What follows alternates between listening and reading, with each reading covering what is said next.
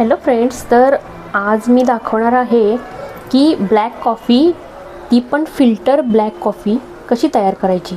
तर ह्यासाठी मी इथे घेतलेली आहे मालगुडी फिल्टर कॉफ़ी.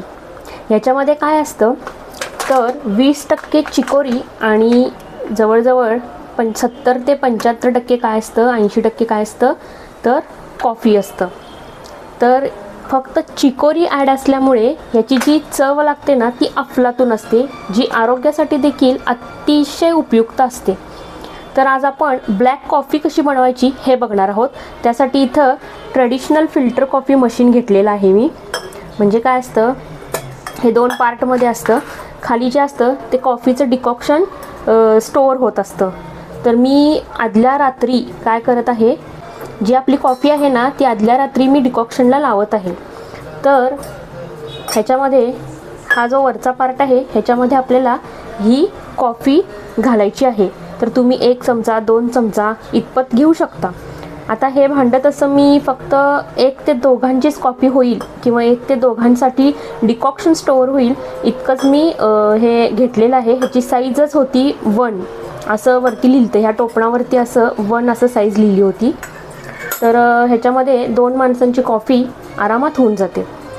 चला तर मग आता इथे मी नेहमी काय करते, माझ्यासाठी किंवा दोघांसाठी जर बनवायचे असेल, माझ्यासाठी बनवायचे असेल तेव्हा मी पूर्ण हा 1 टीस्पून, जवळजवळ 1 टीस्पून इतकं मी कॉफ़ी इथं मी माझ्यासाठी घेत असते. आणि ती थोडीशी अशी पसरवते खाली, कारण की थोडं कॉफ़ीचं जे प्रमाण आहे माझं ते कमी असल्यामुळे मी असं पसरवते. आणि जर दोघांसाठी घ्यायचे असेल तर तेच प्रमाण मी जास्त ठेवते.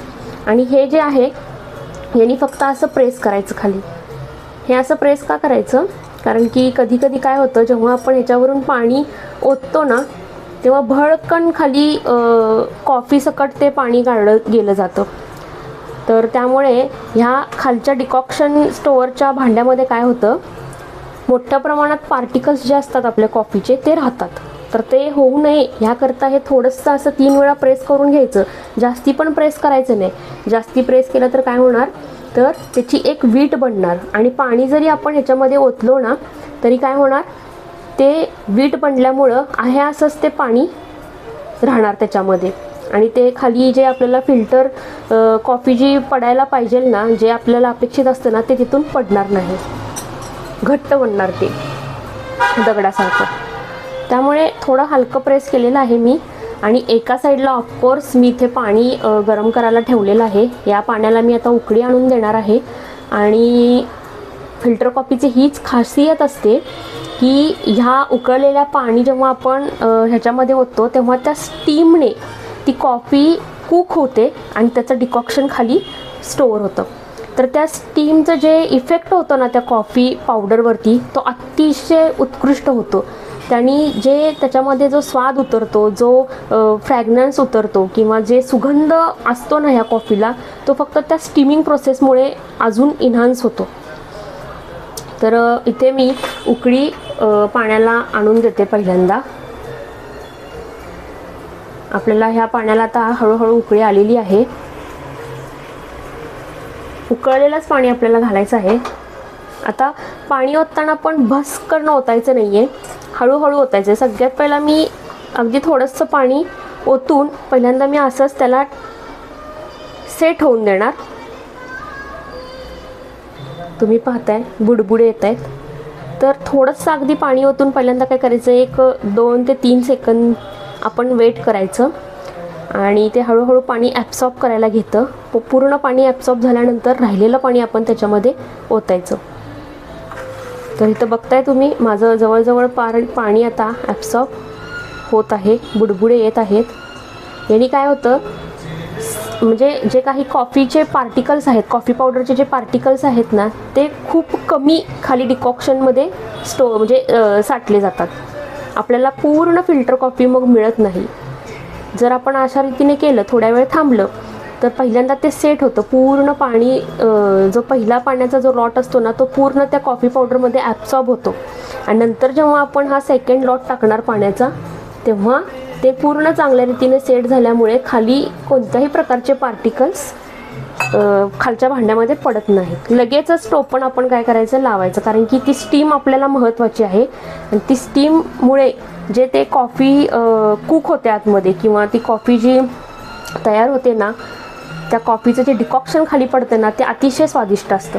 त्यामुळे स्टीम पटकन होण्यासाठी स्टीम पहिल्यांदा पटकन दाबून घ्यायचं, हे टोपण लावायचं पटकन, म्हणजे स्टीम आतल्या आत दाबली जाते आणि जी काही आपली फिल्टर कॉफीची जी काही कॉफी पावडर आहे ना, ती चांगल्या रीतीने कुक होते आतमध्ये, आणि मग त्याचं डिकॉक्शन खाली स्टोअर होतं आणि मग त्याची कॉफी छान लागते. आता हे होल नाईटसाठी मी इथे ठेवणार आहे.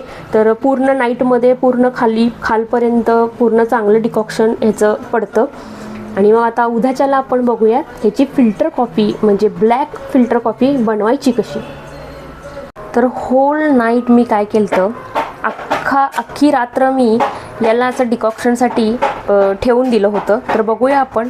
तुम्ही बघताय मी काल ह्यात जे काही पाणी, गरम पाणी ज्यात जे मी ओतलं होतं ना, ते सगळं आता फिल्टर होऊन खालच्या डिकॉक्शन भांड्यामध्ये ते पडलेलं आहे. तर आता आपण बघूयात ते पाणी किती त्यात पडलेलं आहे, किंवा आपलं डिकॉक्शन किती साठलेलं आहे. तर तुम्ही इथे बघू शकताय आपलं डिकॉक्शन हे अशा रीतीनं इथे साठलेलं आहे. आता ह्याची तुम्ही मिल्क घालून कॉफी करू शकता, ब्लॅक कॉफी पिऊ शकता, शुगर घालून ब्लॅक कॉफी करू शकता, असं कितीही. आता ह्याच्यामध्ये जवळजवळ 2 कप इतकं काय होतं, आपलं कॉफी तयार होते. आता मी इथं ब्लॅक कॉफी कशी तयार करायचे हे आज आपण इथे पाहत आहोत. तर तेवढ्यासाठी हे जे काही डिकॉक्शन आहे ते सगळ्यात पहिलं आपण काय करायचं, आपल्याला जेवढं कडू हवं आहे त्या हिशोबाने आपल्याला हे डिकॉक्शन आपल्या कपामध्ये ओतून घ्यायचं. आता मी जवळजवळ 1 कप इतकं ह्याच्यामध्ये ओतलेलं आहे, आणि 1 कपसाठीचं आहे ते अजून मी इथं ठेवते दुसरीकडे. एका साईडला आता गरम पाणी मी उकळायला ठेवलेलं आहे, आणि ते गरम पाणी उकळून झाल्यानंतर त्याला एखादी उकळी आली की गॅस बंद करून आपल्याला काय करायचं आहे, आपण ह्या ब्लॅक कॉफीमध्ये, ह्या डिकॉक्शनमध्ये आपल्याला जितका आपल्याला पाणीदार हवा आहे तितकं घेऊन आपल्याला अशी ही ब्लॅक कॉफी बनवायची आहे. तर तुम्ही इथे बघू शकताय आपली ब्लॅक कॉफी अतिशय सुंदर तयार झालेली आहे.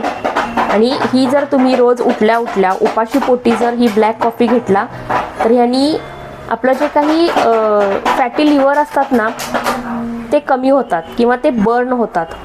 त्यामुळे पोटावरची चरबी पूर्णपणे कमी होते. बिना शुगरची, बिना मिल्कची जर आपण ही ब्लॅक कॉफी एव्हरीडे घेतलो तर आपलं वजन कमी होतं, आपले फॅटी लिव्हर्स जातात, आपल्यामध्ये जेवढी काही चरबी आहे ती सगळी बर्न होते. कारण की ही कॉफी शरीरात उष्णता तयार करत असते, आणि त्यालाच आपण त्या उष्णतेनंच ती चरबी काय होत असते तर निघून जात असते.